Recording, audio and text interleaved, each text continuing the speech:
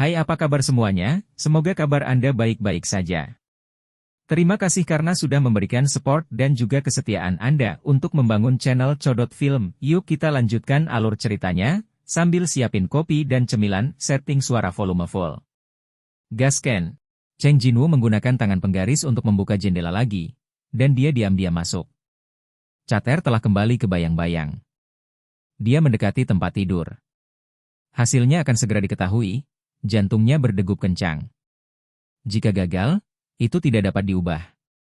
Sang ibu dalam keadaan tidak sadarkan diri dalam waktu yang lama. Sang ibu mungkin tidak dapat bertahan dari potensi Shen Shui of Life, dan mungkin memiliki efek samping lain setelah dia bertahan. Tapi, Seong Jinwoo mengingat keajaiban sistem selama ini. Bahkan jika Anda memberitahu orang lain tentang sistem tersebut, tidak ada yang akan mempercayainya. Jangan katakan apa-apa lagi. Lihat saja dirimu bisa berdiri di sini sekarang. Bukankah ini sebuah keajaiban? Saya dulunya adalah pemburu erang, dan sekarang saya telah sampai pada posisi ini. Semua ini karena sistem. Setelah diam-diam menatap tangannya, dia mengangkat kepalanya. Melihat ibu di tempat tidur, ibu sedang tidur nyenyak, seolah memanggilnya, dia akan bangun dari tempat tidur. Dia mengeluarkan air ajaib kehidupan dari gudang. Shuahah. Sebuah botol kayu muncul di tangannya. Takut kehilangan informasi apapun, dia dengan hati-hati memeriksa informasi item itu lagi, memastikannya berulang kali.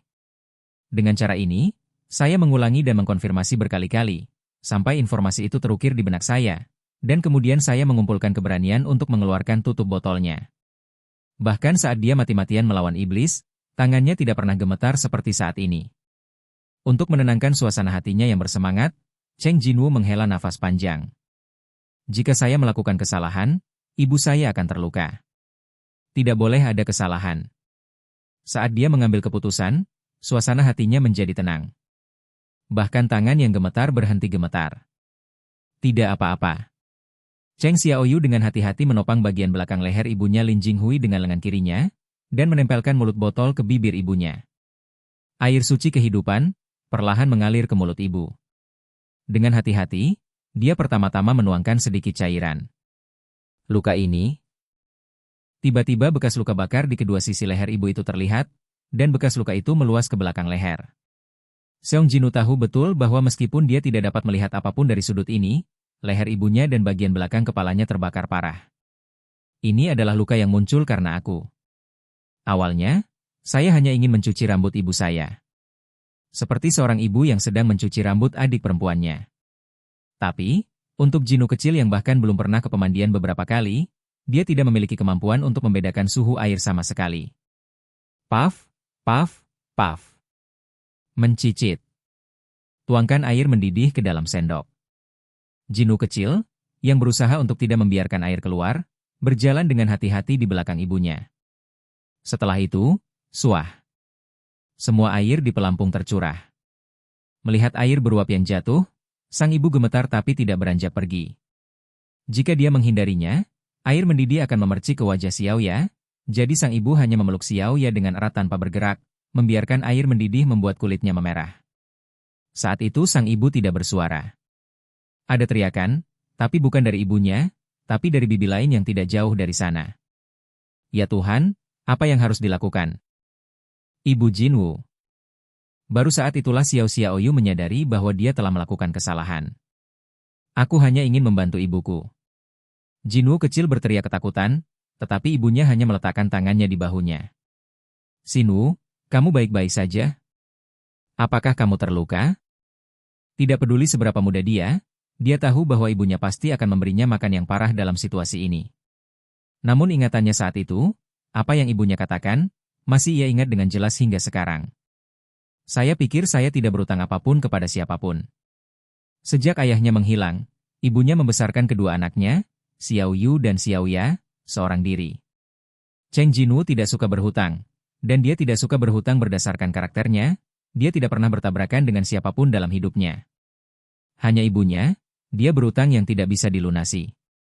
Mengingat hal ini, tetes terakhir dewa kehidupan mengalir di antara bibir sang ibu.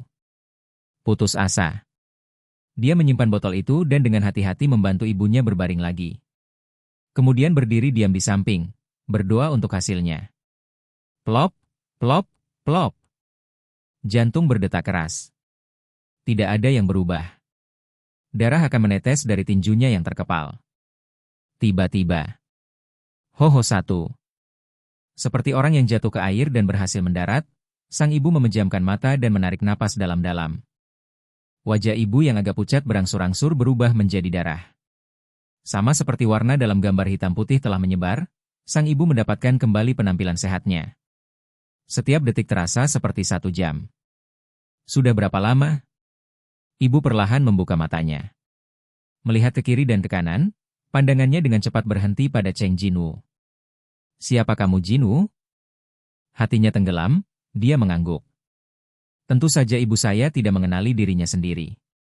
Bagaimanapun, 4 tahun telah berlalu, dan dibandingkan dengan waktu itu, sosoknya jauh lebih besar.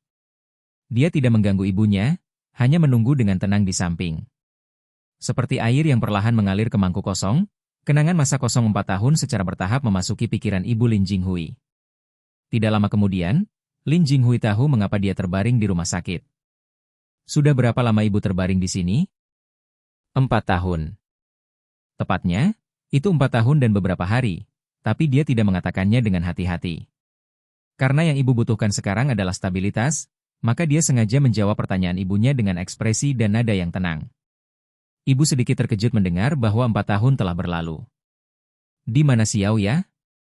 Apakah Xiao Ya baik-baik saja? Dia bertanya dengan cemas. Seolah-olah ada sesuatu yang menyembur keluar dari lubuk hati Cheng Jinwoo. Ibu mengembara di ambang hidup dan mati selama 4 tahun, akhirnya terbangun, dan hal pertama yang dia katakan adalah bertanya pada adiknya. Dia menggigit bibirnya erat-erat, takut air mata akan jatuh. Apakah sudah waktunya untuk mengkhawatirkan saudara perempuan saya? Aku sangat ingin menanyakan itu pada ibuku. Yah, itu bagus. Dia mencoba menekan emosinya dan berkata sambil tersenyum. Ibu menghela nafas, menunjukkan ekspresi lega. Cheng Jinwoo, yang berharap ibunya lebih merawat tubuhnya, sangat lega setelah melihat ekspresi ibunya. Sekarang semuanya sudah kembali normal. Merasakan kesembuhan ibunya, Xiao Wu berangsur-angsur bersemangat. Tiba-tiba, dia terkejut. Entah kapan, sang ibu memegang tangan kiri. Ibu? Terima kasih, Nak. Kamu menepati janjimu pada ibu. Persetujuan? Ah, hampir lupa. Mungkin karena itu adalah hal yang biasa, jadi dia tidak menganggapnya sebagai kesepakatan sama sekali. Ini adalah penyakit yang disebut hipnosis, yang secara bertahap akan tertidur lelap dan tidak bisa bangun lagi. Seiring berjalannya waktu, sang ibu sedikit demi sedikit merasakan serangan si Sanman, hingga suatu hari, sang ibu bertanya kepadanya. Jika ibu tidak bisa bangun mulai sekarang, apakah kamu akan merawat adikmu dengan baik? Saat itu, senyum ibu itu dangkal. Senyuman inilah yang mendukungnya dan membuatnya bertahan. Dia tidak mengeluh. Hanya saja dia menanggung tekanan atas nama ibunya. Sang ibu sepertinya memahami usahanya, dan tangannya yang lemah memegang tangannya erat-erat. Apakah anakmu bekerja keras? Saya ingin mencoba yang terbaik untuk bertindak seolah-olah tidak terjadi apa-apa, dan saya ingin tersenyum untuk meyakinkan ibu saya. Tapi itu tidak sesederhana itu. Air mata yang tertahan mengalir di pipinya perlahan.